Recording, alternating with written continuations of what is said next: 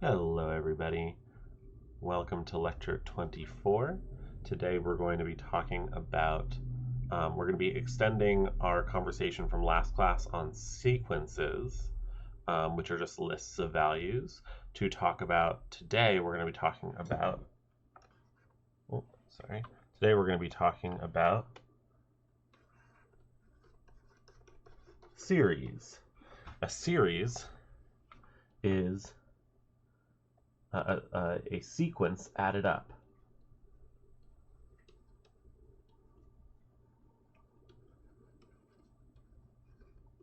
Here's what we mean. As a review, a sequence A sub n can be written, it's like just some list of values, A sub 1, A sub 2, A sub 3, A sub 4, and so on, right? And these values are related by some sort of pattern, which we can write the general term of. So here's an example. This was going to be like here's like a little warm-up problem. If A sub n is negative 2 to the n over 3n plus 1, we would call this the general term of A sub n.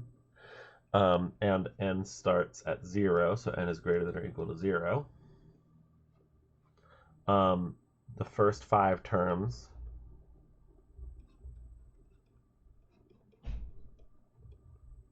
of A sub n would be, well, let's see, our 0th term, right, our A sub 0 in this case, since n is starting at 0, is going to be negative 2 to the 0 over 3 times 0 plus 1. So that's going to be 1 over 1, or 1. Our next term is the n equals 1 term, so that's negative 2 to the 1 over 3 times 1 plus 1. That negative 2 to the 1 is negative 2. 3 times 1 plus 1 is positive 4, so this is negative 2/4, or negative 1/2. Then we have our negative 2 squared over 3 times 2 plus 1, negative 2 cubed over 3 times 3 plus 1, and our 4th term will be negative 2 to the 4th over 3 times 4 plus 1. So if we look at this, that's going to give us 4 over 7. This next one is going to be negative, and it's going to be negative 8 over 10. And the last one is going to be 16 over 13. Apologies if these blue flashes are coming through on your end. Hopefully they shouldn't interfere with the recording too much. So that would be like the first 5 terms of the sequence A sub n, right? So we have some formula for A sub n that tells us what the general nth term of the sequence is going to be. Then we know what n starts with, and we can plug in those values to find the nth term of the sequence. Now, this is just a list of values, right? But a series, so far what we've been looking at is a sequence. A series is if I were to take these values and add them all together. So let me scroll us down here. Here is what a series looks like. Oh, and as a reminder, we call arithmetic sequences, and I'll write this down. Arithmetic sequence.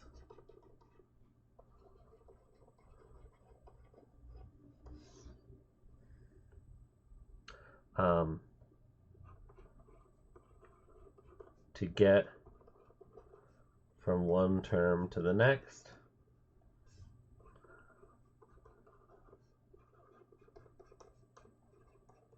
always add the same number. So this number might be different for different sequences, but within a sequence, it's there's the same difference between every adjacent pair of terms. We call this the common difference.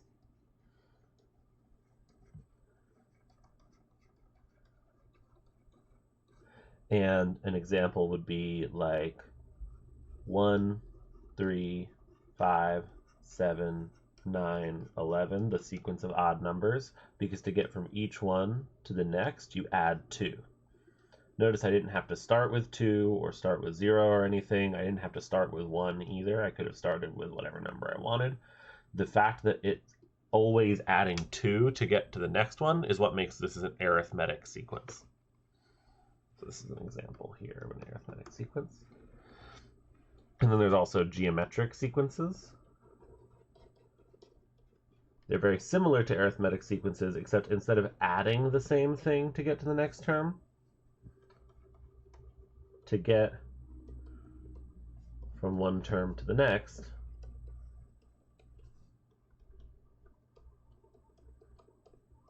you always multiply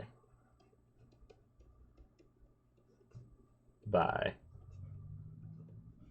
the same number. Again, this number can vary from sequence to sequence, but inside of a sequence, it's always the same. And we call this the common ratio between adjacent terms, or just the common ratio.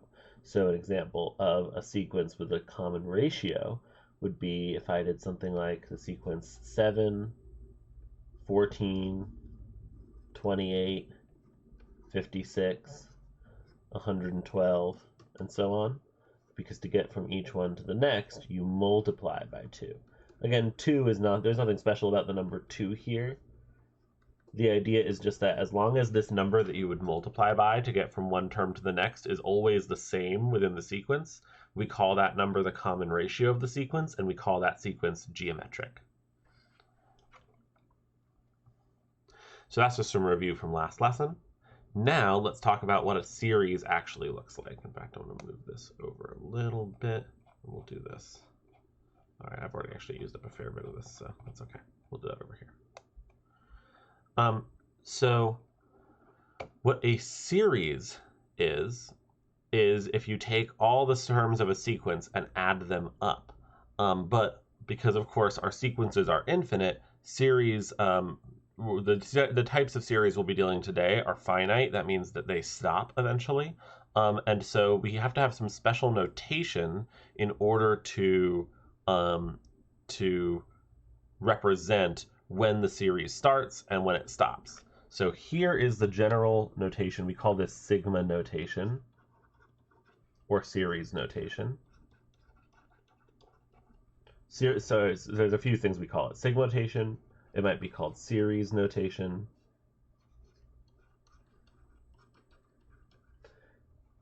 And it might be called summation notation. All those things mean the same thing.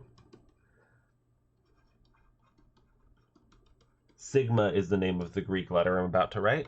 This letter is sigma. And so this big capital sigma here always indicates a series that we're going to be taking some sequence and adding it up. And generally, the series has an indexing variable, like this k, which tells you what term of the sequence you're on. And notice that at the bottom, we always put it at the bottom of the sigma here. And notice in this case, it's starting at 1, right? It could start at something else, but in this case, we're going to have it start at 1. Then it goes to some other value. This is usually a number, but I'm just using n in this example. Just because, or in this like definition right now. And then what goes here is some sequence a sub k. So notice that k is the indexing number here, right? So when k is 1, we'll be looking at a sub 1. But then the sigma notation says we're going to add a sub 1 with a sub 2 and a sub 3, and we're going to keep adding until we add a sub n, the last term. So that's whatever this number is here. That's like the stopping number. So let's give an example, because I think this is very confusing just on its own. Remember, a sub k here is just some sequence. So let's say we have something like this. The sum from k equals 1 to k equals 4 of the sequence 2k plus 1. So the way we would read this, you could think about this 2k plus 1 is like inside this sigma expression.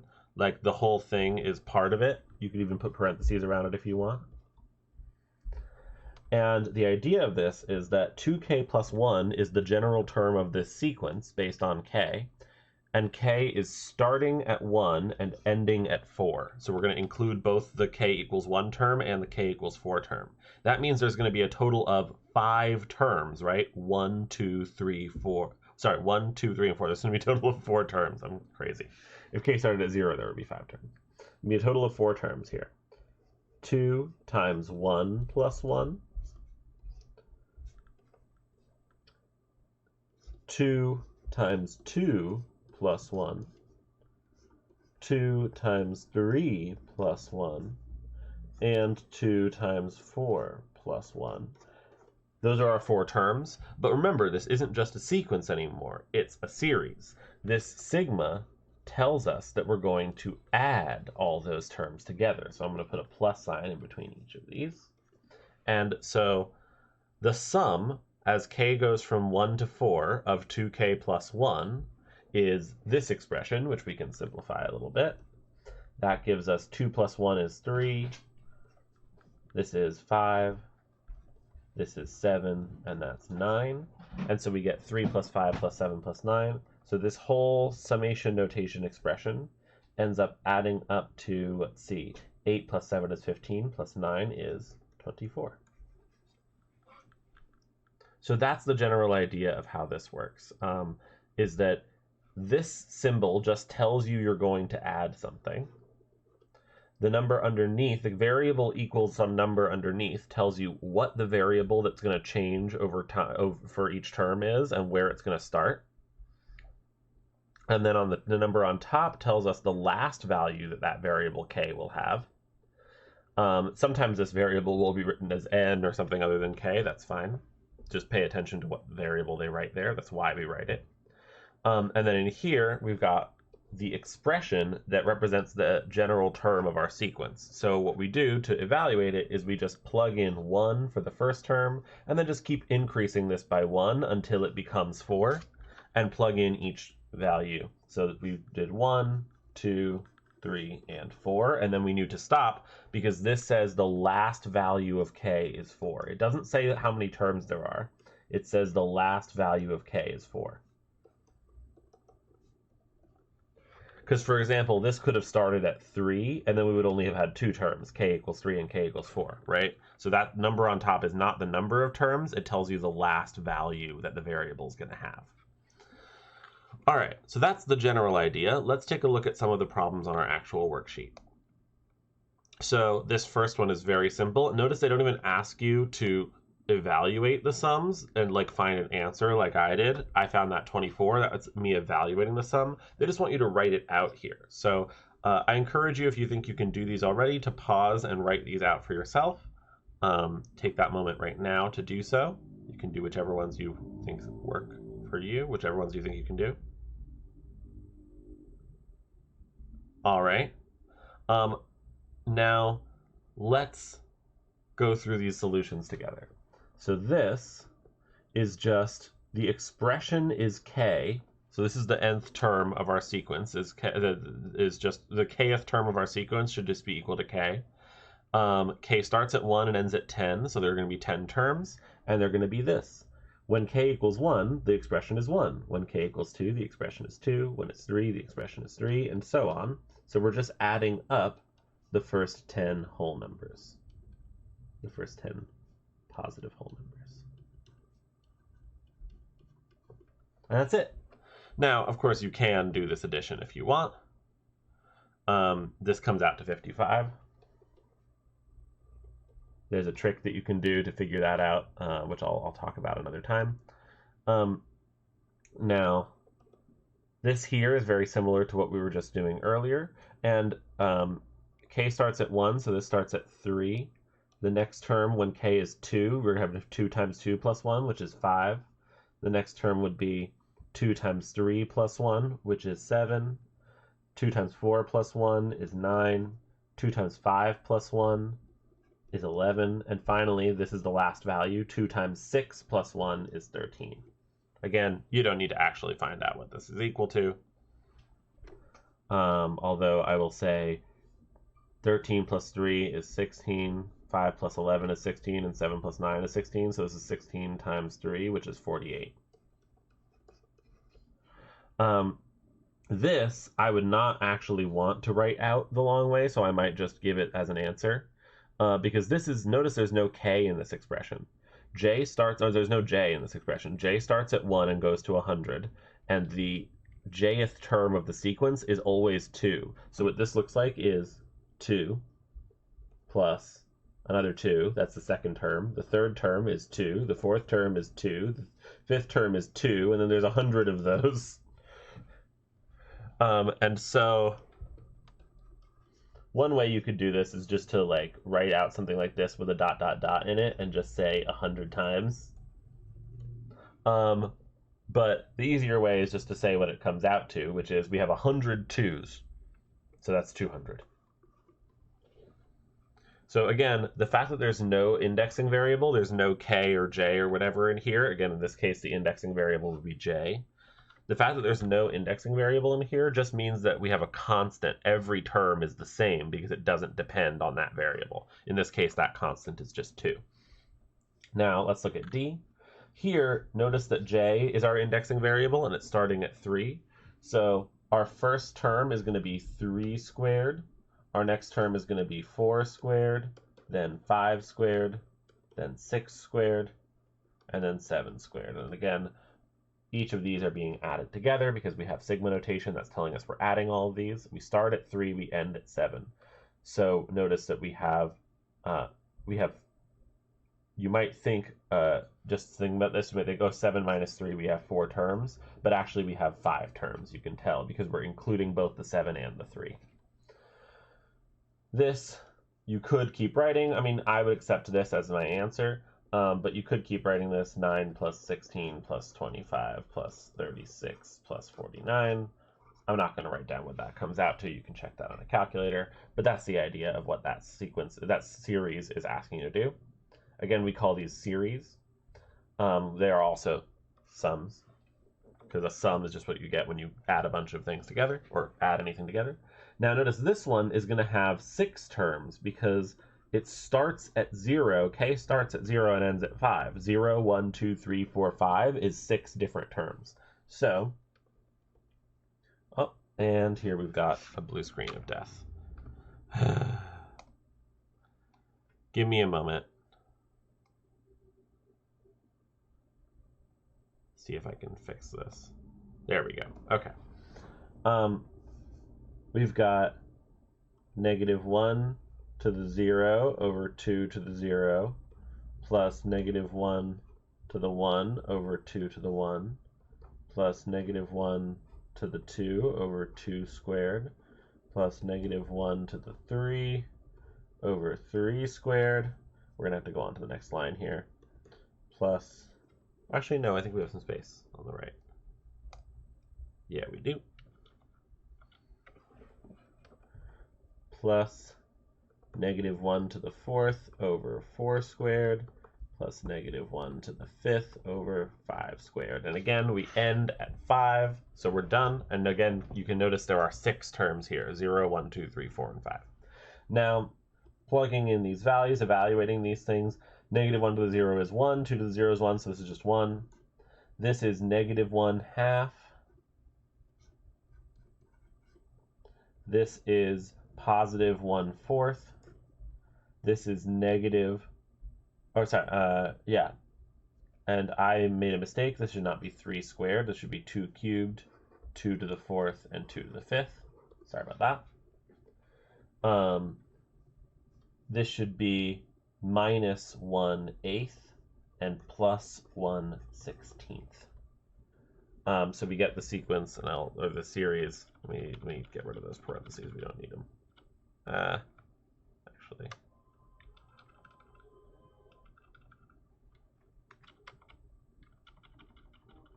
Put that all back.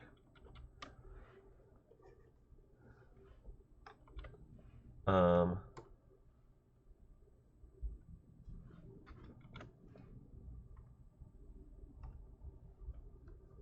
don't need these parentheses here or this plus sign. We get 1 minus 1/2 plus 1/4 minus 1/8 plus 1/16, which again, you can evaluate, but the problem isn't actually asking you to, so I won't make you. And then this last one, notice, has multiple variables in it. So this last one has 2k times x to the k, but the indexing variable isn't x, it's k. That means x is just going to stay a variable. There's no values that we're plugging in for x here. So again, we're going to start with k equals 1 and go to k equals 5, because that's what the sigma notation is telling us here on the bottom and top. And so we'll start with 2 times 1 times x to the 1 plus 2 times 2 x squared plus 2 times 3 x cubed plus 2 times 4 x to the 4th plus 2 times 5 x to the 5th, and this all comes out to 2x plus 4x squared plus 6x cubed plus 8x to the 4th plus 10x to the 5th. And you can kind of see the pattern that's indicated here in each individual term, right? It's 2 times the number of the term we are times x to the number of the term we are. So the numbers, the coefficients, are just going up by 2 each time, and the powers of x are just going up by 1 each time. So that's how to write out the first few terms of a series. Notice it's very similar to writing out the first few terms of a sequence, or sorry, not the first few terms of a series. We've written out these series in their entirety because they tell us when they stop, right? They tell the number on top of the series notation tells us when they stop.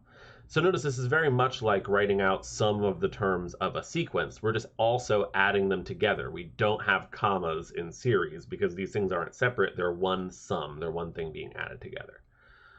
Now we're going to go in the other direction, and we're going to write these sums in sigma notation, just like we did with sequences last class. So here, again, we're going to need to look for the patterns. That's the most important part of doing any problem where you're writing a series or sequence. When you're writing like the general term of a sequence, which is really what we're doing. So we're looking for patterns here. Again, take a moment and see if you can figure out the patterns. Even if you can just write them out as if they were sequences, that's a good start.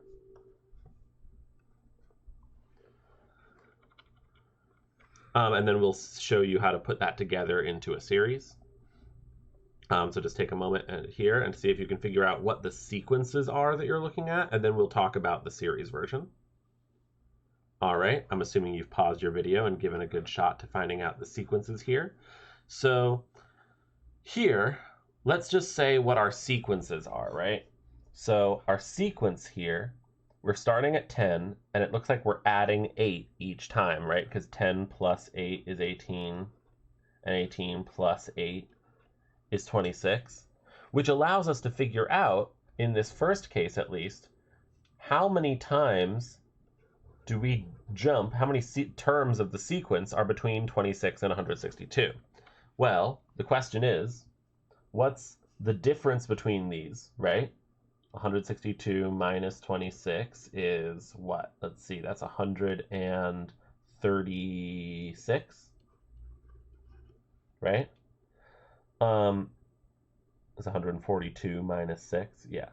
And the question is, that divided by 8, or I'll say, like, if we divide both sides of this equation by 8,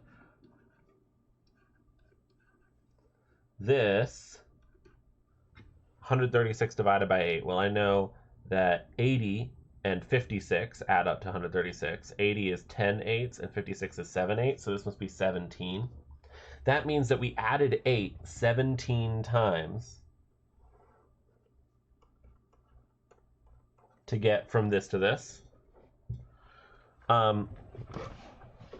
which would indicate that if this is the first term, the second term, the third term, this is the 20th term, 20 plus 17 plus 3, right? Had to add 7. We had jumped 17 more times after the 3 to hit 162.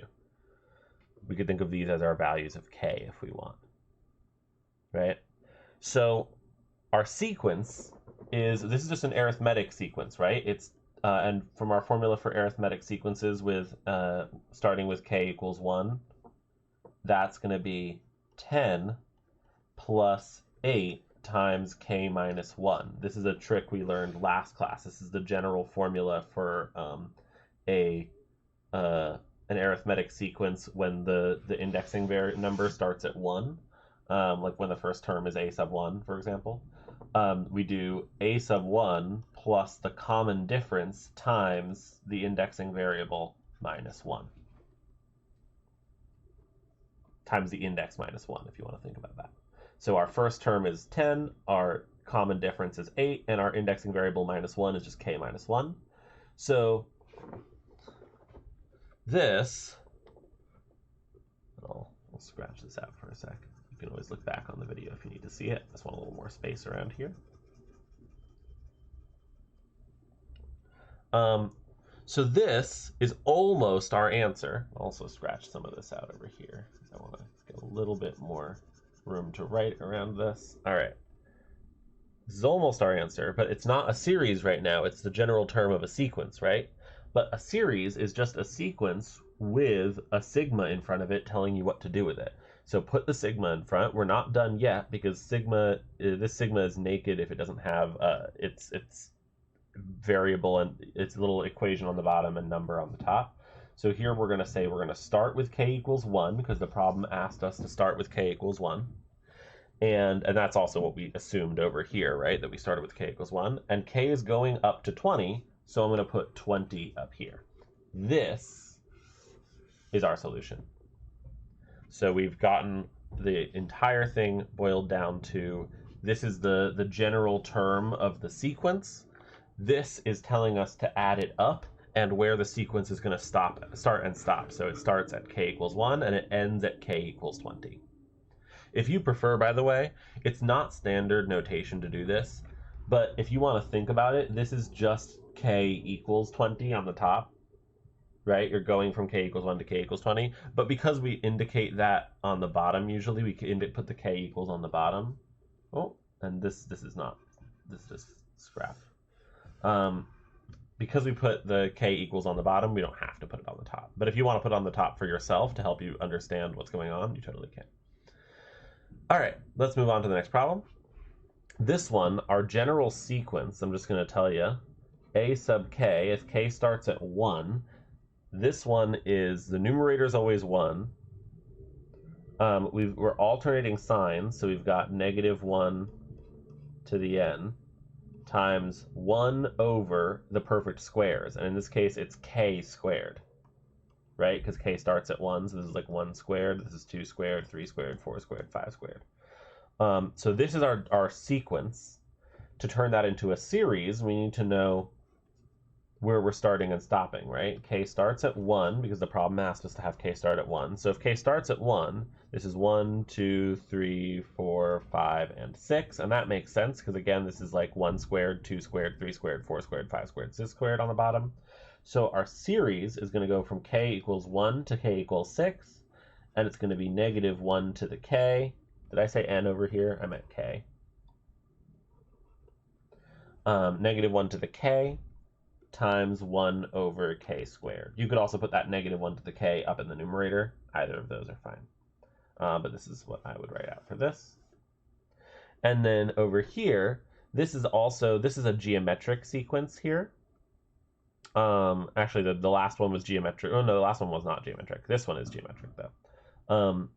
And in this case, using the formula for a geometric sequence, that's a sub k equals a sub 1 times r, the common ratio, the number that you multiply by to get from one term to the next, to the power of k minus 1. And again, this is when k starts at 1. If k started at 0, you would just use r to the k there. Plugging in what we know, a sub 1 is this term, that's 1. R is going to be our 2, right? Because you have to multiply by 2 to get from 1 to 2, multiply by 2 to get from 2 to 4, and so on. And so we multiply by 2 to the k minus 1. So our series is going to have that 1 times 2 to the k minus 1, which, by the way, is just the same as if we wrote just k minus 1, right? 2 to the k minus 1, I should say. We don't need this 1 there, basically. This is the same as 2 to the k minus 1, so we don't strictly need that 1 in front there. K is starting at 1 because the problem asked us to, but again, the question is, where is it ending? Well, it's pretty obvious to me that if this number is k minus 1, then this must be k minus 1, right? 15 equals k minus 1. If 15 is k minus 1, k must be 16 in that last term. So that means that we've gone up, we've multiplied by 2 15 times to get from the first term to the last term, which makes the last term the 16th term. So our final answer is this, or if you prefer,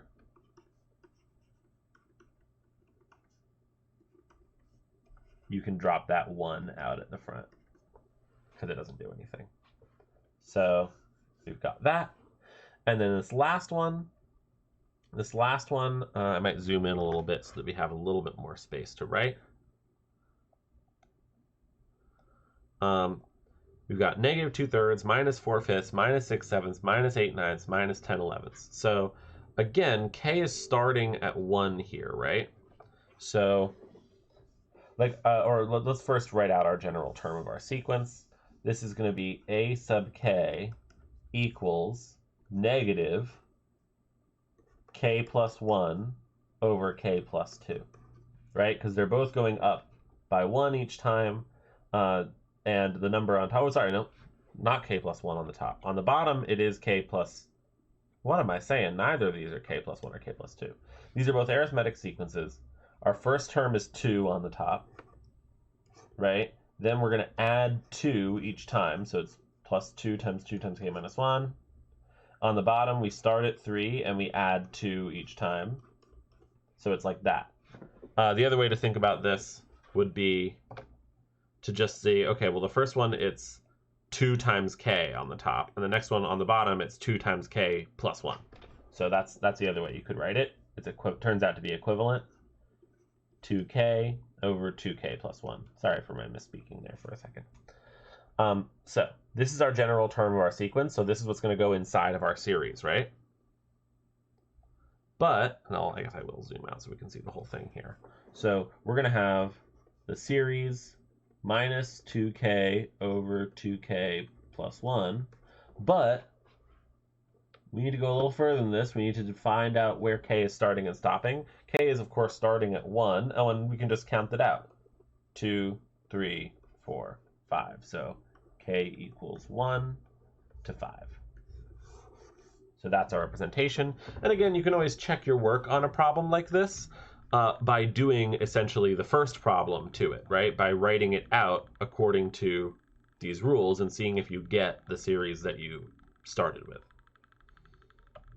I'll do a quick zoom out on this so you can see all the work we did.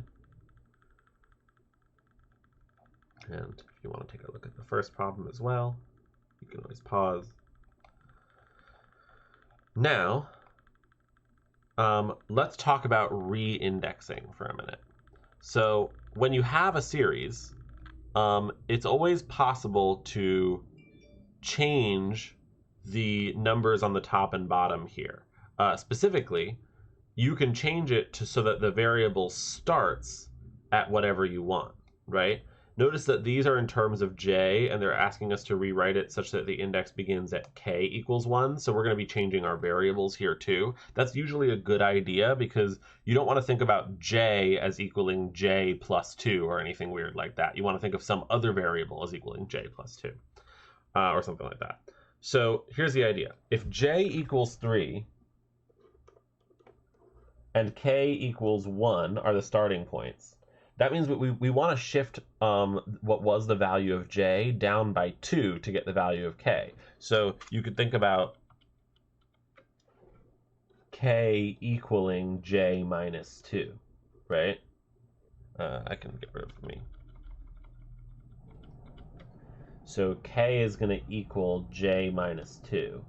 That doesn't mean we're going to plug in j minus 2 everywhere, but this is just a thing to keep in mind for a second. We'll use this in a sec.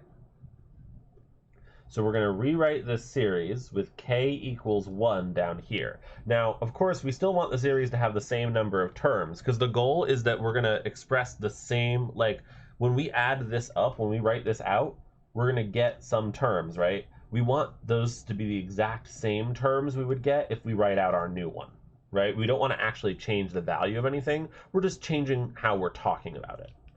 So if k starts at 1 now, that means there were previously, if you think about 3, 4, 5, 6, 7, there was one term for each of these numbers, so there were 5 terms before, right? Starting at 3 and going up to 7. Now, in fact, actually, these were the terms, right? 3, 4, 5, 6, and 7 were actually the terms. Oh, no, sorry, no, they weren't the terms. That would be if j started at 1. 3, 4, 5, and 6, and 7 are the indexes of those terms, right? And so there were 5 of them, which means there should still be 5 now. So k should go up to 5. 1, 2, 3, 4, 5 instead of 3, 4, 5, 6, 7. Also, though, we can't just rewrite the original expression in here because things have changed. If we rewrote the original expression, right?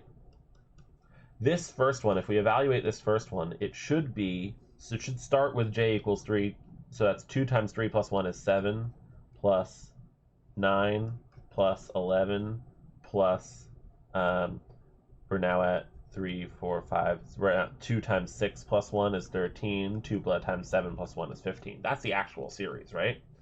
So we need to get the same thing, but if I try to evaluate it using the same expression here, what do I get? I get 3 plus 5 plus 7 plus 9 plus 11, which isn't what we want, right? Everything is too small.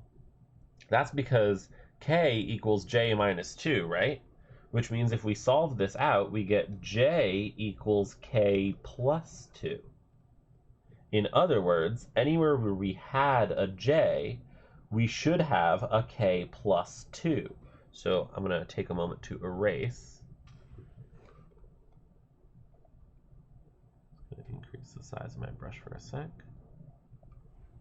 Take a moment to erase some of this. Sorry, I'm going to get my erasing set up a little better on the next page. And then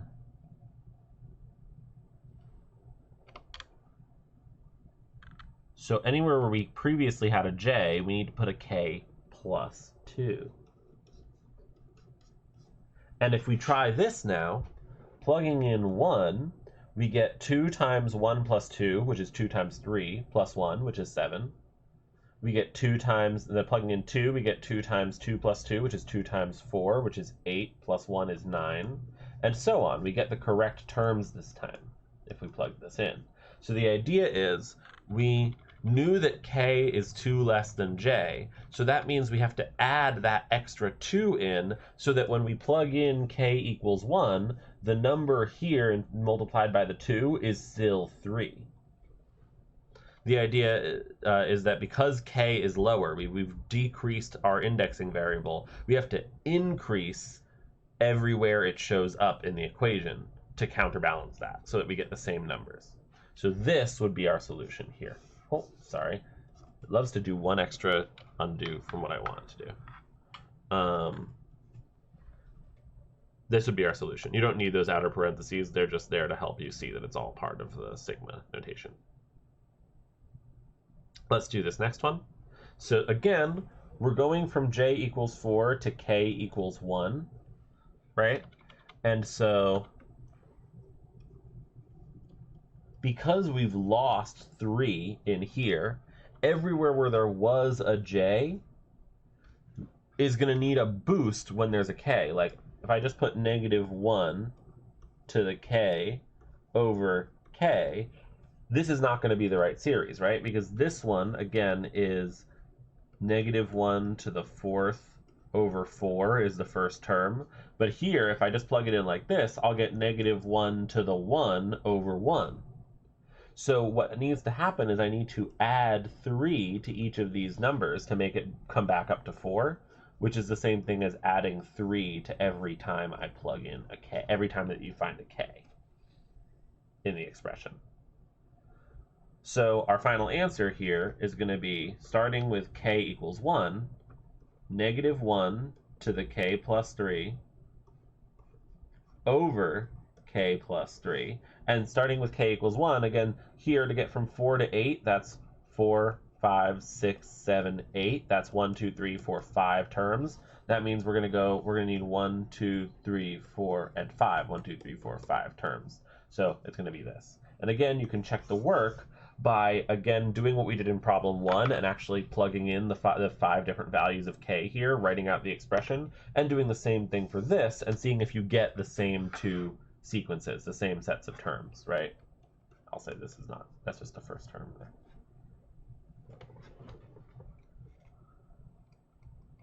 Next, so again, actually just as a review here, the idea of this is if you're decreasing the index, let me write this out.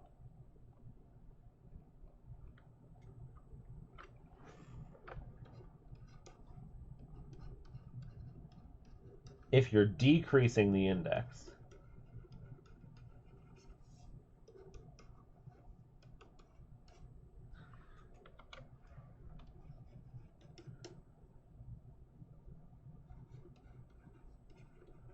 you have to add to k, or your indexing variable, wherever it shows up.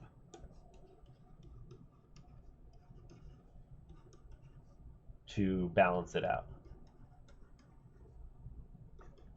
to balance the decrease.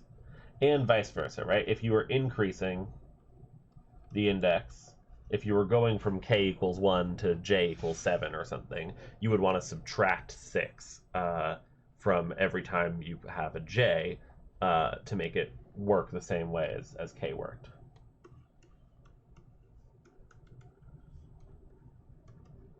Another way to think about it, though, is just what we did over here. If j starts at 3 and k starts at 1, then k is always equal to j minus 2. Solving that for j, we get k plus 2 equals j. So anywhere where we had a j, we should have a k plus 2 instead. Same thing over here.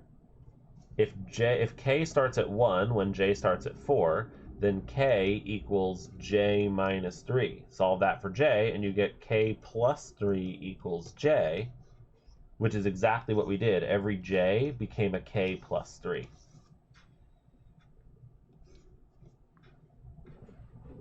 And that's how we figured that out. And then, because you're subtracting 3 from this, you could also think, oh, well, I'm just subtracting 3 from this as well, and that gives you your 5 without having to count out the terms. All right, now let's move on. Perform the indicated operations with the following sums and write as a single sigma summation. Okay, so here is where I'm going to have to give you some more notes. There's some properties of sums that we need to talk about. I'm going to do a little zoom in here so we can have a little more space to work.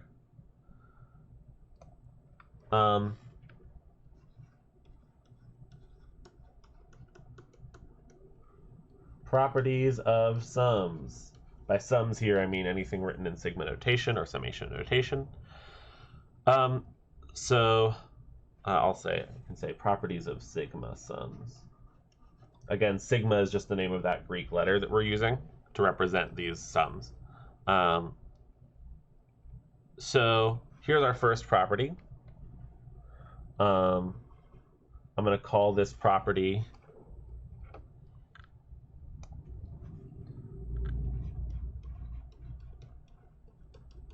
factoring out constants. So this property says if I have some constant a, or I'll say actually, this is factoring out / multiplying in constants, because it works in both directions.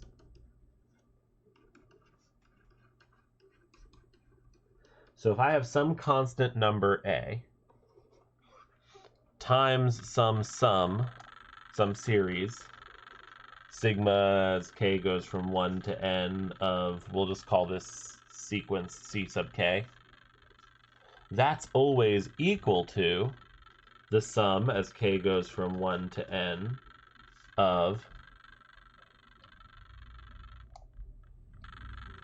a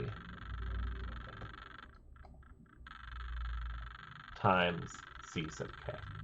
So the idea is, notice that the a can travel from the outside of the sum, where it's just being multiplied by this, to the inside of the sum, where it's being just multiplied by the expression on the inside. So that means that you can always, if you have a multiple on the outside of a sigma sum, you can always just bring it in to be a multiple of the entire inside. So whatever this expression is, the whole thing, not just the first term. And if you've got a multiple factored out of the entire expression on the inside, you can go backwards here and pull that out to the front. Kind of like the power rule for logarithms, except in this case, you don't have to change it to a power. It actually stays a multiple on the inside or on the outside. Our next property is going to be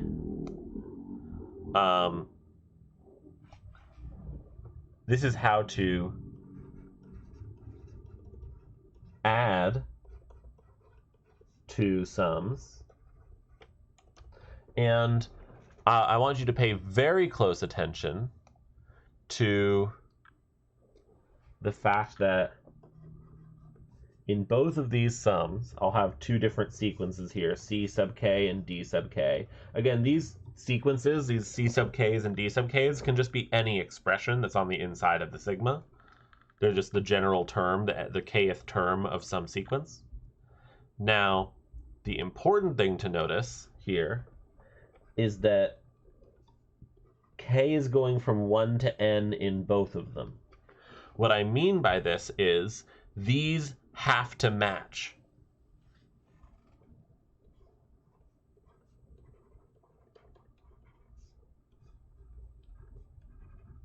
If these match, if the numbers on top match and the k equals numbers on bottom match, then this is exactly equal to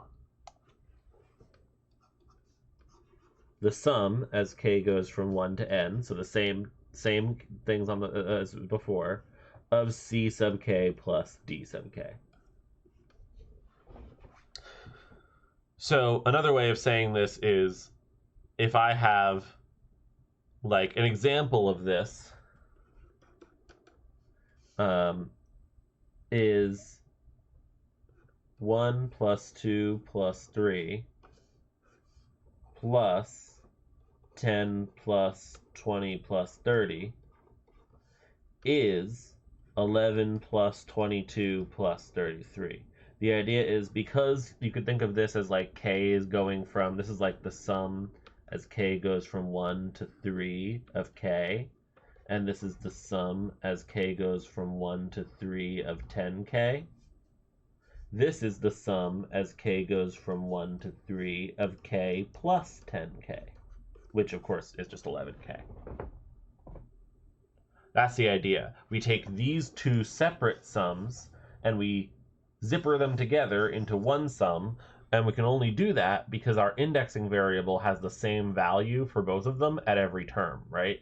So this is k equals 1, and this is k equals 1, so this is k equals 1. K equals 2, k equals 2, k equals 2, k equals 3, k equals 3, k equals 3. That's the idea. You're zippering two sums together by taking the first term of the first sum and the first term of the second sum and adding them up to make the first term of some new sum. And this so on and so forth with every term. The second term plus the second term is the new second term. The third term plus the third term is the new third term. So that's what this says. This says if you have two sums whose n and k values here match exactly, then you can just add their expressions and keep that n and k value, and you've combined those sums. Now finally, our third and last property of sigma sums is what I'm going to call let's say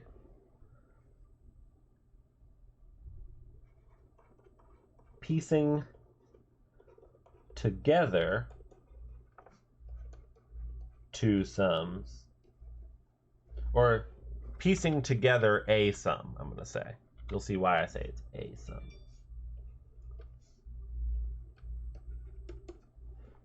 So when you piece together a sum, you have to have a very particular set of circumstances. You have to have one sum where k starts, it doesn't have to start at 1, but we're in this example, it starts wherever it starts, and it ends at n. This number n is very important, so I'm going to make that blue. Now, it's being, and this is c sub k. Now it's being added to another series that's also c sub k. It has to also be c sub k. In fact, I think I'm going to make that blue as well. Or I'll make that green, just so we'll see it matches. C sub k is here, and the other one's also going to have c sub k. Of course, I did one more undo than I wanted to do.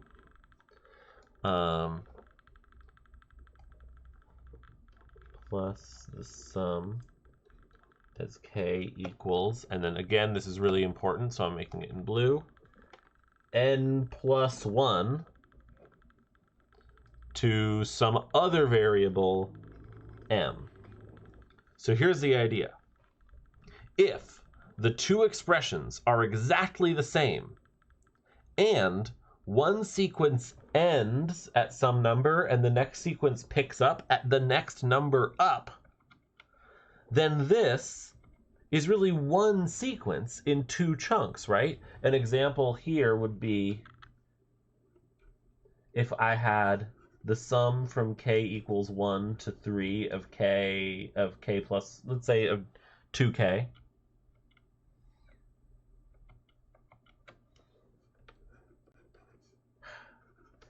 Plus the sum from k equals 4 to 10 of 2k.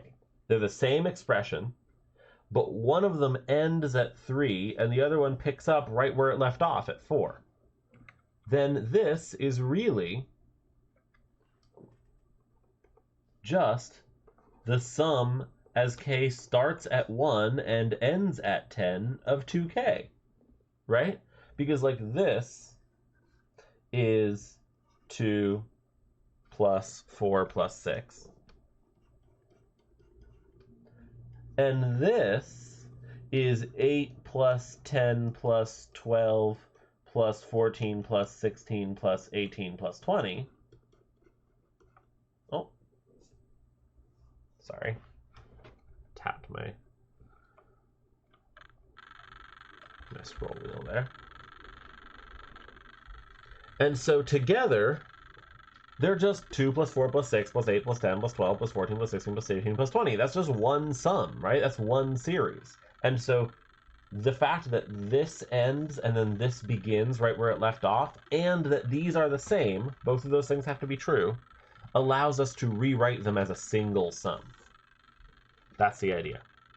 So again, I'll zoom out and have these properties on screen for you, so you can take a picture if you want. This first example goes with adding two sums, so I'll make it, circle it pink here.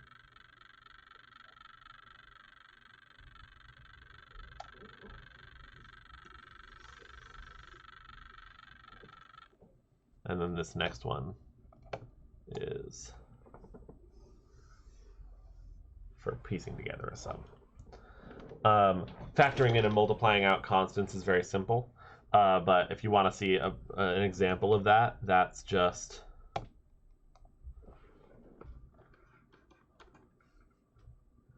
uh, 2 plus 4 plus 6 plus 8 equals 2, or I'll say, sorry, let's make it, I'll do it in the same order as the way we've written it here. So that's, let's say it's 3 times 1 plus 2 plus 3 is 3 plus 6 plus 9. That's the idea, is that it's a distributive property. Factoring out and multiplying in constants in a series like this is just a distributive property. So again, here are all of those three properties together, if you wanted to have a picture or something like that. All right, I'm going to move forward into actually using these three properties. So this first problem here, the last part on the page, perform the indicated operations of the following sums and write as a single sigma summation. So what properties might we be able to use here? Well, I notice that these expressions are not the same, and so we can't use our third property. We could use our first property, right? So we could rewrite this first thing as the sum from k equals 1 to 5 of 2k, right? That's our first property, the distributive property, saying that this 2 can come right on in because it's being multiplied. Then here, this is still the same, but I don't want it to be the same, right? Because if it's got a different expression on the inside and it's got k equals 3 to 7, which is different from what I have here, none of my properties apply anymore. So instead, I'm going to re-index this second one so that it does match my first one. Because notice, this has 5 terms, and this also has 5 terms. The third term, fourth term, fifth term, sixth term, and seventh term, or the 3, 4, 5, 6, and 7 terms. Here it's 1, 2, 3, 4, 5, right? It's like k equals this and k equals this. So I'm going to re-index. So I'm going to say this is, and this is easy to re-index because there's not even any k's in here. I don't need to do the trick where I replace j with k plus 2 in the last problem because there's no j's or k's to replace. It's just a constant. This is 4 plus 4. Remember, this is just equal to 4 plus 4 plus 4 plus 4 plus 4. They just happened to use k equals 3 to 7 as the indexing variables to indicate that there were 5 of them. But we don't have to do that. This can be k equals 1, which means we've decreased that by 2, so this decreases by 2. And again, we would have to add 2 to any values of k that showed up in our equation to keep the numbers the same. But there are no k's, so we don't have to do that at all. It's just this. And now we can use our second property because this matches this and this matches this. So even though the expressions don't match, we're allowed to just add them together, as long as we keep the k and n values the same here. We get 2k plus 4. And honestly, writing this is totally fine, but if it helps you, you can think about it as this. The sigma is applying to the whole thing after it. For longer expressions, it might be helpful to use this notation, or just to have some other way of indicating how the sigmas are holding on to things, like having the expression be very close and then having a big gap after it or something. So this is our answer. Sigma, the sum as k goes from 1 to 5 of 2k plus 4. And you'll see, again, a nice way to check your work. Evaluate this sum, find its value. Evaluate this sum, find its value. Add them together, then evaluate this sum. You should get the exact same thing. So again, we used 2 properties. We used our first property of multiplying a constant in to get from here to here. And we re-indexed this second one so we could use our second property, which is that if you add 2 things whose indexes are the same, they start and end at the same values, then you can just add their equations. All right, or add their expressions, I should say. All right. By the way, at this time might be a good time in the lesson for you to take a quick break. You can pause the video and take a break. I'm going to keep going, but I encourage you, take a little brain break. It will help you. Now this second one is saying, what is the second one saying? We've got, they want to use the properties, perform the indicated operations with the following sums and write as a single summation. Oh, okay, they're adding. I thought this was an equal sign. That's why I was confused.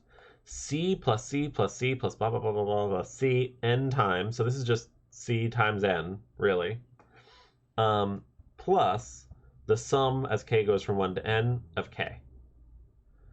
So there's a few ways we could think about this, but the key to this is that they're both n terms, right? There's n terms in this.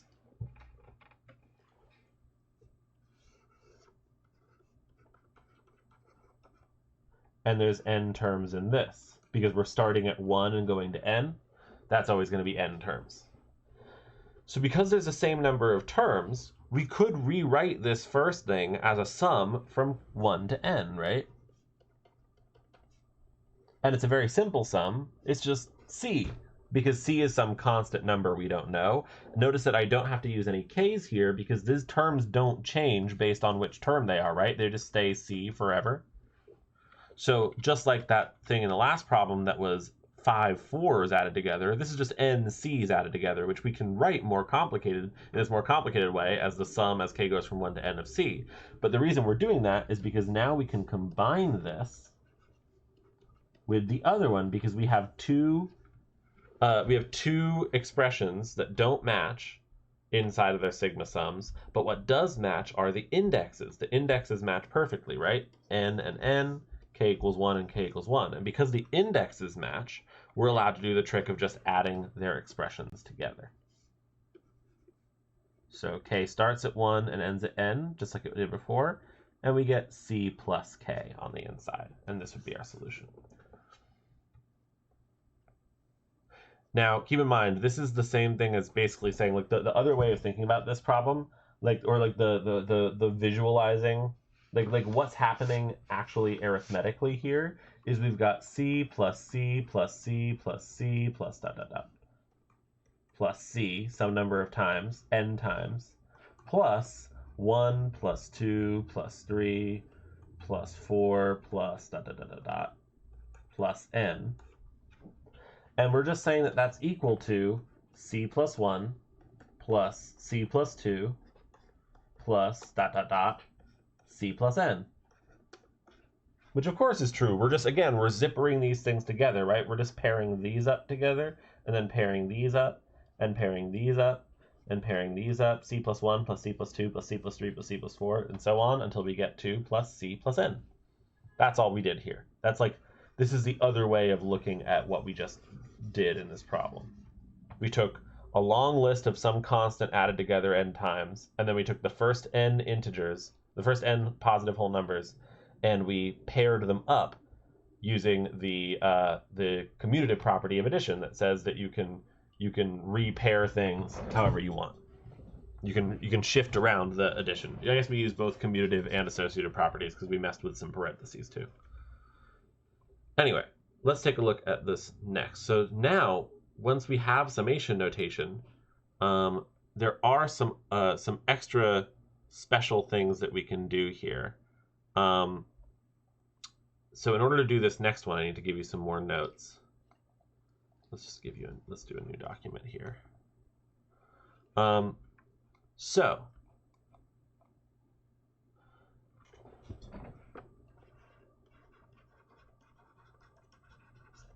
summing up a finite sequence.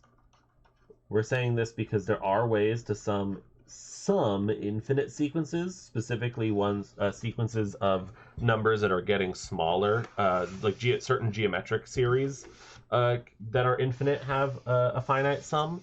But in this case, in this class, we're just going to be talking about summing up sequences that actually end, right? Summing up series where the number on top of that series is a number. It's not like infinity or something.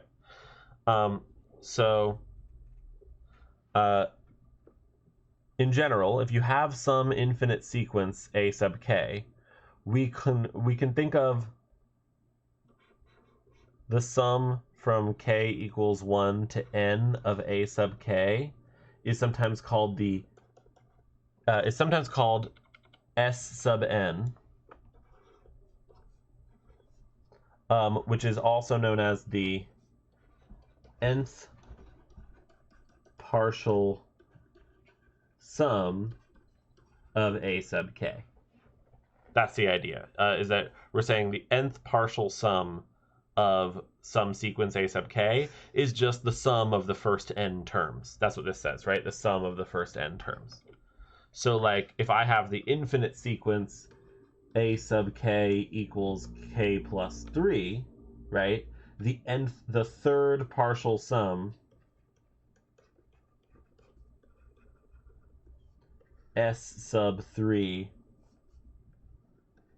of a sub k is 4 plus 5 plus 6, or 15. So we would say S sub 3 is 15 for that sequence. That's just like an example here.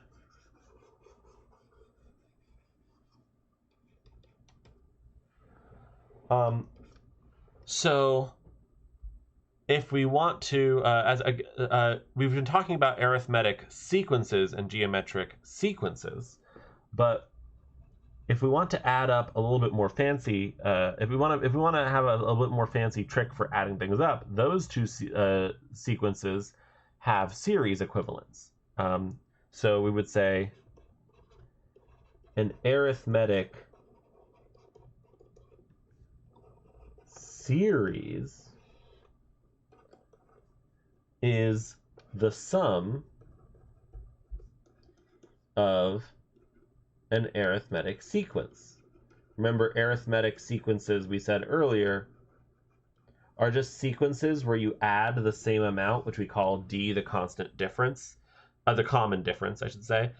We add a common difference to get from one term to another. So, for example, if you start at 13 and then add 7 to get to the next term, and then add 7 to get to the next term, and then add 7 to get to the next term, and you keep adding 7 each time forever, that's an arithmetic sequence. If you then add up all the terms in that sequence, or the first n terms in that sequence, you will get an arithmetic series. So, and we would say the nth partial sum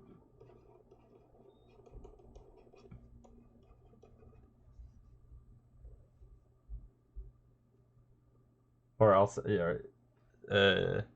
S sub n equals n times the first term plus the last term, the nth term, divided by 2. As a note, and again, a sub 1 and a sub n are the first and nth terms of the sequence, right? Note,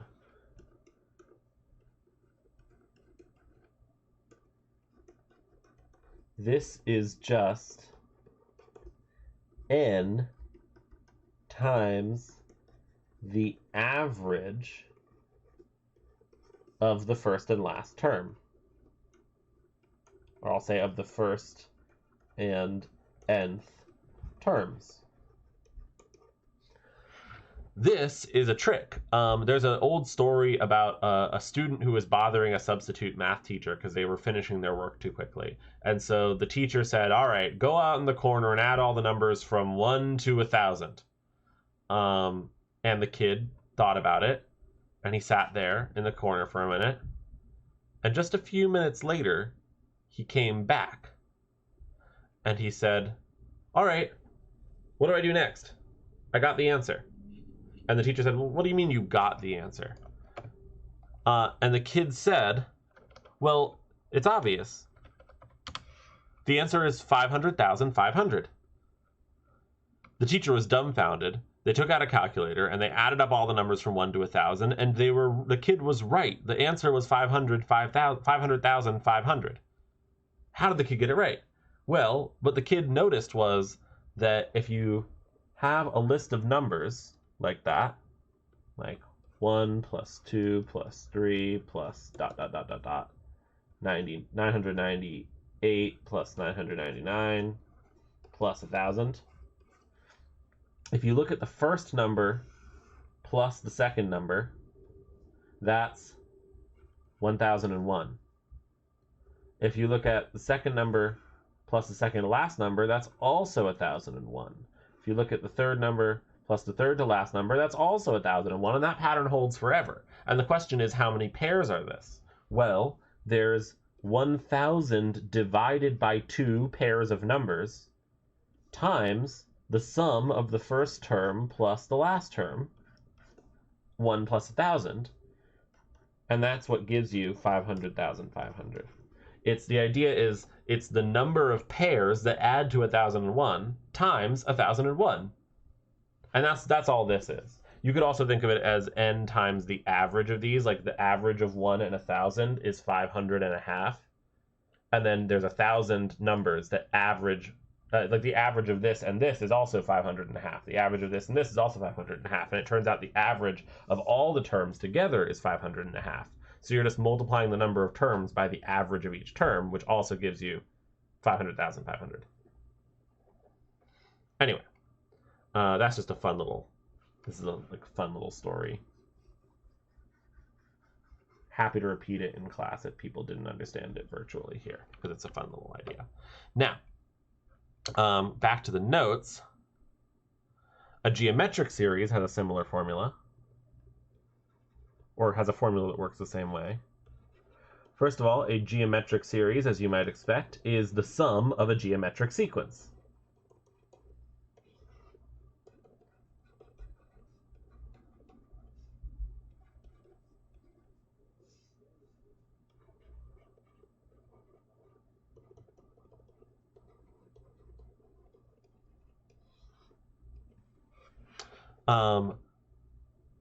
And its nth partial sum, s sub n, of a geometric series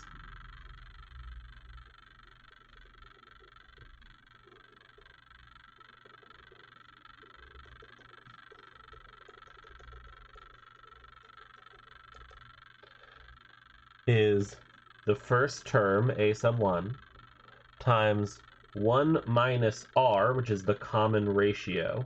That's the number you multiply each term by to get the next number, to the nth power, divided by just 1 minus r, not to the nth power. And so just the r here is being raised to the n on the top. So that is our nth partial sum formula, and I can box that in and box this in. So again, there are two different partial sum formulas, and they work for arithmetic series or geometric series. So don't get them mixed up. This first formula that I boxed in orange is the partial sum formula for arithmetic sequences. That's sequences that have a constant difference, where you're adding the same amount to get from one term to the next. A common difference. I always say constant difference. It's because it is constant. A geometric sequence is the sum of a geometric series has the nth partial sum formula that I boxed in purple. And remember, that's the sum of a geometric sequence, which is the sequence where you multiply by the same number, which we call the common ratio, to get from one term to the next. And notice, while we don't need the common difference in the arithmetic series formula, we do need to know the common ratio for the geometric sequence formula. And again, here, n is the number of terms, right?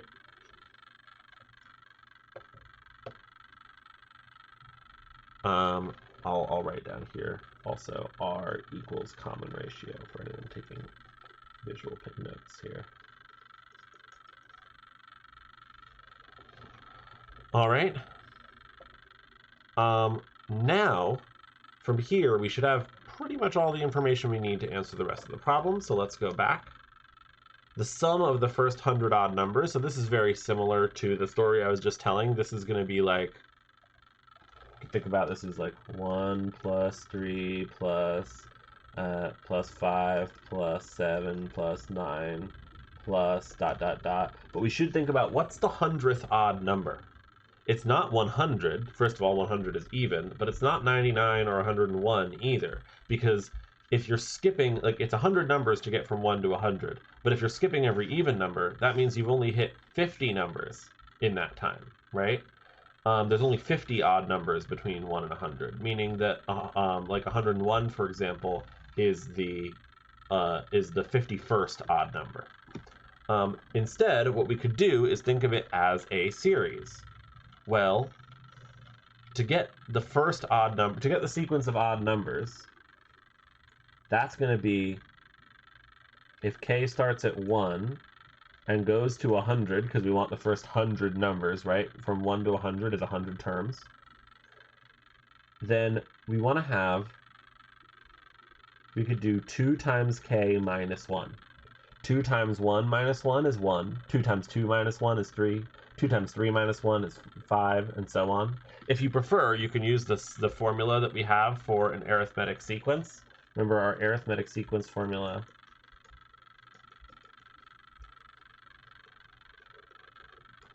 is like a sub k equals a sub 1 plus d times k minus 1, right?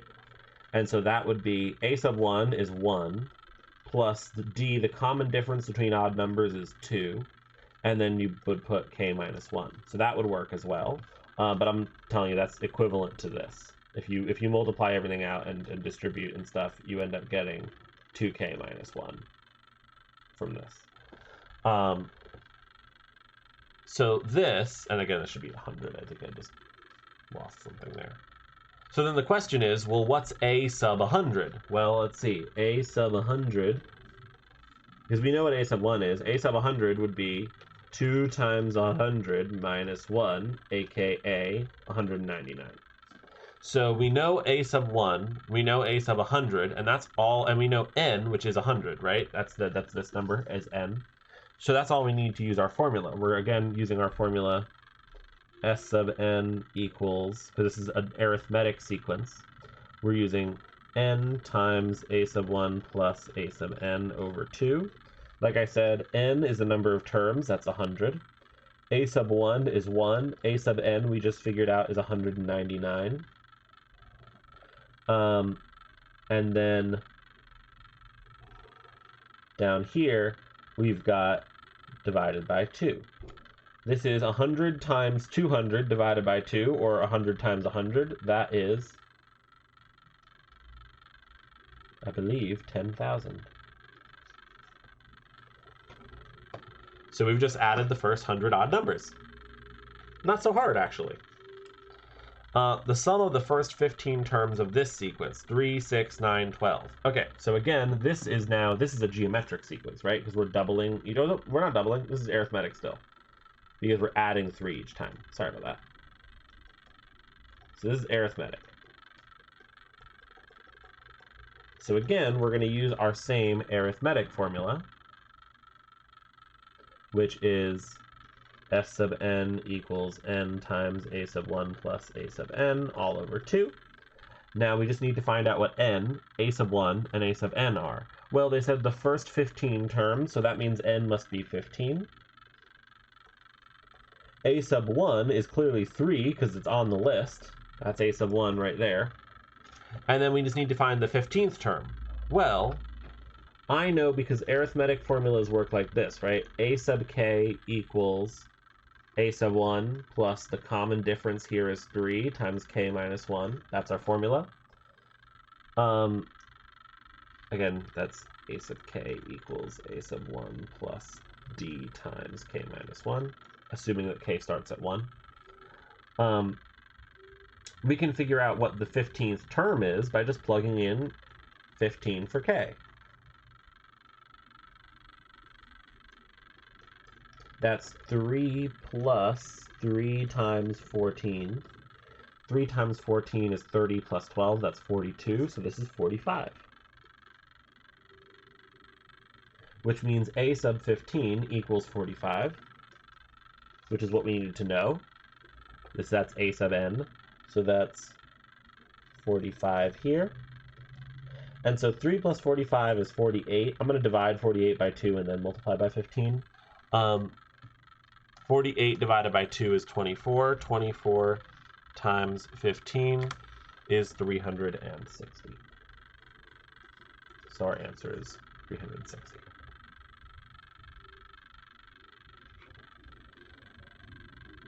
Now they're going to give us some more sums to find the values of.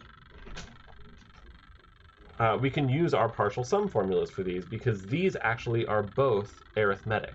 You can tell a series is arithmetic if its general term is a linear equation. So this is linear, right? And thus it's arithmetic. When I say linear, I just mean that the highest power of the variable is 1, and there's no weird things like variables in powers or dividing by variables or anything like that happening, right? It's just a linear equation, so it could be written in the form 6, like mx plus b, right? Where this is, like, you can think about this as the x, so 6x plus b, like right? Where you've just got a constant slope and a constant y-intercept there. Sorry, I just need to switch screens so that blue screen goes away. So because this is linear, it's arithmetic, but you could also just check by writing out the first few terms, and you would notice that the first term here is 2. The second term here would be 12 minus 4 is 8. The third term would be 18 minus 4, which is 14. The next term would be 24 minus 4, which is 20. And to get from each of these to each of these, you add 6. That's because 6 is our common difference, as you can see, because it's the thing being multiplied by our variable there. So this is arithmetic, is the point I'm trying to make. So because it's arithmetic, we can just use the formula that we used in the last few problems. S sub n, which in this case is going to be S sub 10, because there's 10 terms here, equals 10 times the first term I just said earlier was 2. The second, plus the last term, well, to get that, just plug in 10 for j, and you get 60 minus 4, which is 56, so that's plus 56, all over 2. So that gives us 58 over 2 times 10. 58 over 2 is 25 plus 2, 27. Is that right? No. No, 58 over 2 is 25 plus 4, 29. And times 10 gives us 290. Again, we can use, and again, you could have done this the other way, but notice there's 10 terms. That would take a long time to write out. Figuring out just the first term and the last term and plugging into this formula is much faster for arithmetic series than writing out the terms, especially if you've got something like this. Definitely don't want to be writing out 40 separate terms. So again, we're going to use, again, this is arithmetic because it's a linear expression right here. That's like a linear function. But you can sort of see, like, you could think of this as a sub 1, and this is d times k in this case, which is basically the same as d times k minus 1 in terms of, like, you can just change what a sub 1 is and it'll all work out. But basically, for the same reasons, you could write this out and check it, but because it's a linear expression there, because it's like in y equals mx plus b form, you could write it that way, that means it's got to be arithmetic. So we're going to do s sub 40, because there's 40 terms, and that's going to be 40 times the first term times plus the 40th term all over 2. The first term, well, we can just plug in 1 to this. We get negative 2 times 1 plus 6. That's negative 2 plus 6, so that's 4. That's a sub 1. A sub 40 is negative 2 times 40 plus 6. That's negative 80 plus 6, which is, I believe, negative 74. So this becomes 40 times 4 plus negative 74 all over 2. I can simplify that to 20 times 4 plus negative 74, that's negative 70. So our final answer is negative 140. And it's okay that this comes out negative, because notice this is a negative 2k plus 6. That means we start in the positives, but we very quickly go into the negatives. After the third term, everything's negative. And so that sum makes sense there. Again, we just noticed that these were arithmetic by seeing that their expressions here were linear. And thus, it's very easy to, you can think about it as, like, this is a constant plus a multiple of the indexing variable. That means that every time that j goes up by 1, this whole thing goes up by 6. That's exactly what it means to be arithmetic, right? Every time you go to the next term, you increase by some constant amount. Here, every time k goes up by 1, our answer goes down by 2, which is, again, the definition of being arithmetic. All right, let's move on to this. Now, these are geometric sequences. You can see that this, to get from 3 to 6, or 6 to 12, or 12 to 24, you're multiplying by 2. So we're going to use a different formula in these problems because there's a different formula for the sums of geometric sequences. So remember, S sub n for a geometric is a sub 1 times 1 minus r to the n all over r to 1 minus r, sorry, all over 1 minus r. And again here, r is our common ratio, so in this case, r equals 2, because that's the number we're multiplying by to get from each term to the next term. So, and our first term, of course, a sub 1 is 3, so we got 3 times 1 minus 2 to the n is 10 over 1 minus 2. Evaluating this will give you your answer. I'm not going to bother at this moment, but that's the idea. If we add this together, we should get our final answer. Notice the number on the top is going to come out negative, but the number on the bottom is also going to come out negative, so they'll cancel and we'll get a positive answer here. You can take a moment and use a calculator. In fact, frankly, I will evaluate this for you.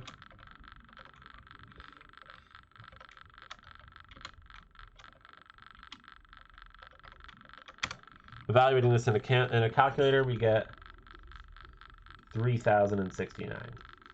That's our answer. First 12, and be careful when you evaluate this in the calculator, you want to put that whole denominator in parentheses. If you just divide by 1 and then put minus 2, it's going to give you the wrong answer because it's going to think that you want that minus 2 to be at the end rather than in the denominator. Same thing for putting parentheses around this. Now the first 12 terms of this next sequence is also geometric. Its r is a little bit harder to identify, but it looks like we're doubling each time, but also our sign is changing. So we're actually multiplying by -2 each time. Right? Those are not x's. That's not x minus 2, that's times -2. I guess I should probably have used dots. Times -2 times -2 times -2. So that means r is -2. This tells us n is 12, and this tells us a sub 1 is -1/24. We need all three of those things for our formula here. So we're just plugging those in. We get -1/24 times 1 minus -2 to the 12th all over 1 minus -2. Be very careful putting this into a calculator. You'll want this in parentheses, this in parentheses. You want the -2 in parentheses in both places. You could simplify this out on your own a little bit before putting it into the calculator, like in the denominator there. That should be 1 plus 2 or 3. But if we take a moment and evaluate this,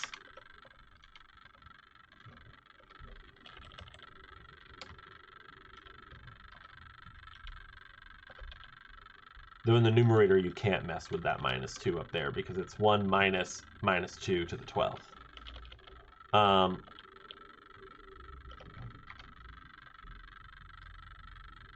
This comes out to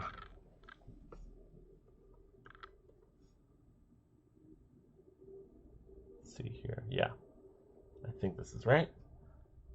56.875.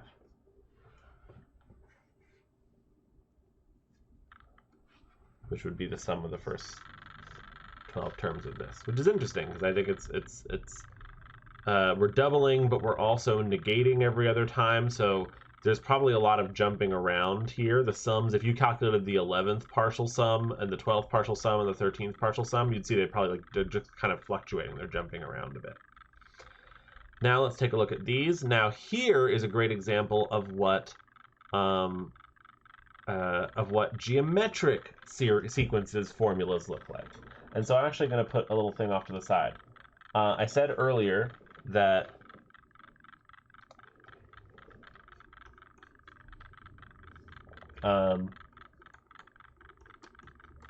arithmetic sequences have linear expressions, and that's true in both directions. Any linear expression represents an arithmetic sequence. Geometric sequences have exponential expressions. Specifically, when I say exponential, I mean, remember what we defined an exponential, like over here, I'm just going to say f of x equals mx plus b, right? Here, f of x equals a times b to the x. And of course, these x's can be replaced with j's or k's or whatever the indexing variable is in the problem, right?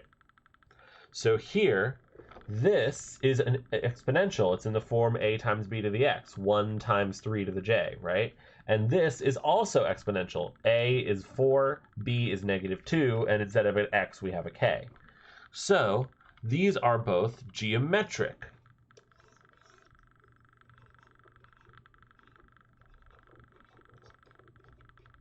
Because their expressions are exponentials. So if you see an exponential expression where your variable is in an exponent, even if it's like a k minus 1 or a j plus 3, that is absolutely a geometric sequence always, every time. And thus this whole thing would be called a geometric series. This would be a geometric series. This is the geometric. The little thing, the 3 to the j is a geometric sequence. The whole thing is a geometric series. So to find this, again, we're going to use our formula from earlier.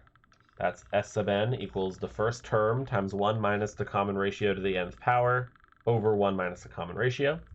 So again, we need to find a sub 1, n, and r for all three of these. Here, a sub 1 is going to be 3 to the 4th because we're plugging in the first value of j here. When I say a sub 1, I don't actually mean the term where the indexing variable is 1. I mean the first term in this formula. So a sub 1 is 3 to the 4th, which is going to be 3 times 3 is 9, times another 9 is 81. Then we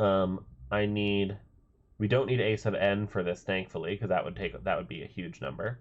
We need instead n and r. N is just 14, that's this number here, and r is the number we're multiplying by each time j goes up by 1. That means r is this number here, it's 3. You can check that again by plugging in 4 and then plug in 5, and you'll see that the common ratio is 3, because when j is 5, your answer is going to be triple what you get when j is 4. Basically, the base of the exponential is r, always. Now we can just plug these into our formula, and we're going to get, again, I'm running out of room here because I wrote so big, but we're going to get 81 times 1 minus 3 to the 14th over 1 minus 3. Again, evaluating this on a calculator. 81 times 1 minus 3 to the 14th divided by 1 minus 3, being very careful to put things in parentheses if they need it. We get a ridiculously huge answer. So I'm going to probably just box this in because they don't, well, I'll write it down. It is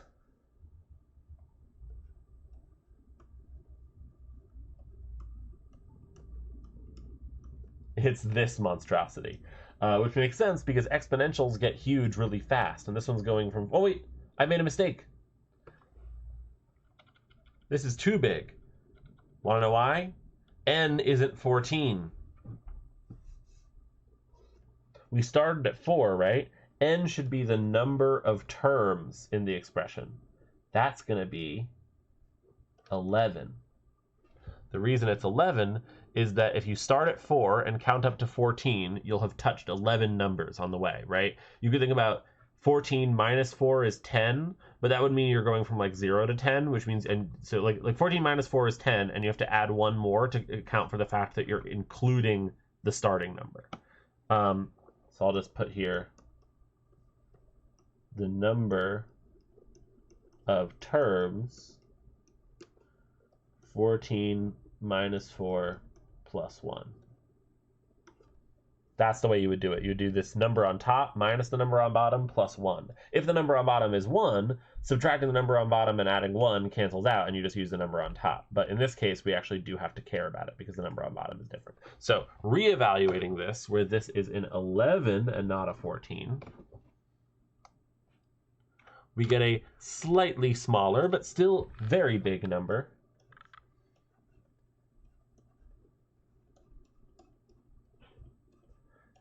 A measly 7,174,413. Definitely you wouldn't have wanted to calculate this by hand. The formula is much nicer. So again, we'll do the same thing here, noting that because k equals 1 here, n really is going to be 10 this time. So a sub 1 is 4 times negative 2 to the 1. That's negative 8. N, as I just said, is 10 because we can do this minus this plus 1. That's 10. And r, our common ratio, is the base of our exponential, negative 2. So plugging into our formula, again, our formula is up here. I can rewrite it. S sub n equals a sub 1 times 1 minus r to the n, all over 1 minus r, where n is the number of terms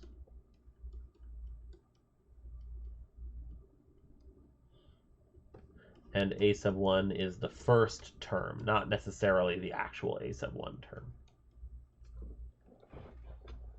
And that's true for, by the way, for both formulas, this formula and the arithmetic formula. N is the number of terms, a sub 1 is the first term.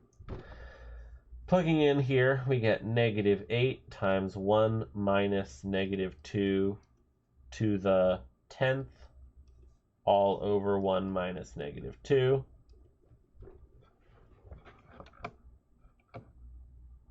Evaluating that on a calculator, which I encourage you to do even though I'm doing it with you, because you should get the same answers, and if you don't, then one of us has made a mistake, and while I do make mistakes, it is probably you. So you should figure out what went wrong with putting it into the calculator. Or you should tell me if you're really certain that you got it right, and then you can embarrass me and it'll be great. I'm actually not that embarrassed. If I make mistakes in class, it happens all the time. So here we do this, and we get 2,728 as our answer. Now this again makes some sense. This first one was huge because all the numbers that we were getting were positive. Notice because we have minus 2 to the k here, every other term is going to be positive and every other term is going to be negative. So this is just like the difference between the positive and negative terms, which is why it's fairly small compared to the other exponential that we did. All right. Last problem of the whole lesson. We got this. We're going to combine everything we learned to do this problem. So first thing I'm noticing, I see a lot of different variables and numbers floating around, but the first thing I'm noticing is that our indexes match, right? This is a hint that in a little while we might be able to do our trick of adding our two expressions together. But we can't do that trick when there's multiples on the outside, so let's bring those multiples in first. Let me switch back to black here. So we're going to turn this into, well, I can just multiply the 3 all the way in. 6k minus 3, and this stays k equals 1 to 10, plus, and then I'm just going to multiply the 2 in. Because this is an exponential, I can't multiply it in the way I just did the other one. So I'm just going to make it 2 times negative 4 to the k. K equals 1 to 10.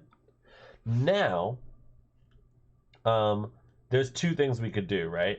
If we wanted to rewrite this as a single logarithm, not logarithm, as a single sigma, we would proceed to just add their expressions. 6k minus 3 plus 2 times negative 4 to the k.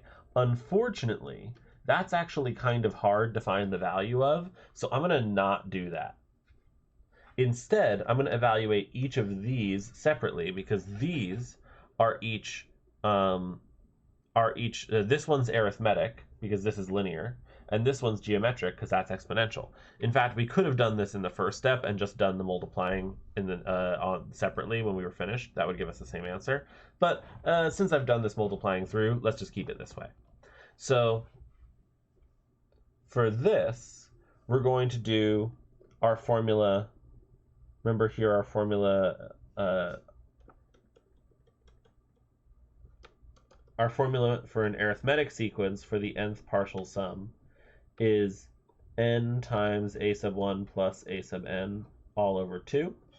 And our geometric sequence, nth partial sum, is s sub n equals a sub 1 times 1 minus r to the n over 1 minus r. So we're going to use both of those. So here, n is 10, because we're going from 1 to 10, that's 10 terms.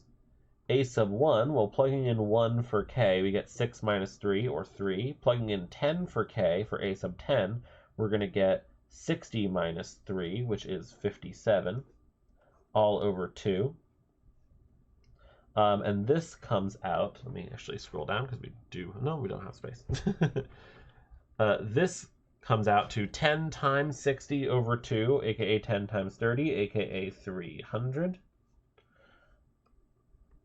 And then this over here is going to be a sub 1, that's, if we plug in a 1 here, that's negative 8, times the common ratio, r, is negative 4, so we have 1 minus negative 4 to the n, which again is 10, all over 1 minus negative 4. Evaluating this in a calculator,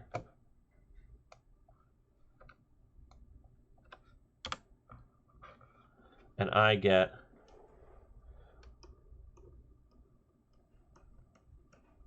this. So our answer is just these two things added together.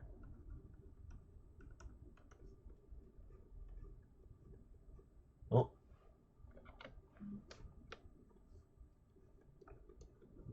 Which is that. We had 1,677,720 plus 300, so that's 1,678,020. That would be our final answer. So that's it for talking about series today. If you have further questions, please let me know. Just scrolling up over this so you can see what we did on this page.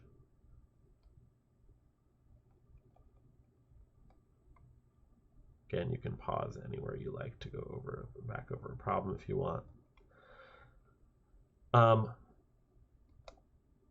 And here are our properties of sums again, if you want to take a quick look. We also have our formulas for summing up the nth partial sum of a geometric or arithmetic series. And again, let me know if you have questions. We'll be using series a little bit, I think, in our last lesson. Actually, I don't know if we're going to be using them that much. There's like a way to talk about it. The binomial theorem, which is what we'll talk about next lesson, is written in series notation, but I think understanding it as a pattern is a lot more intuitive, so we probably won't talk too much about it with series notation. We'll do it a little bit. All right, have a wonderful rest of your day. Have a great rest of your break, and I'll see you when we get back.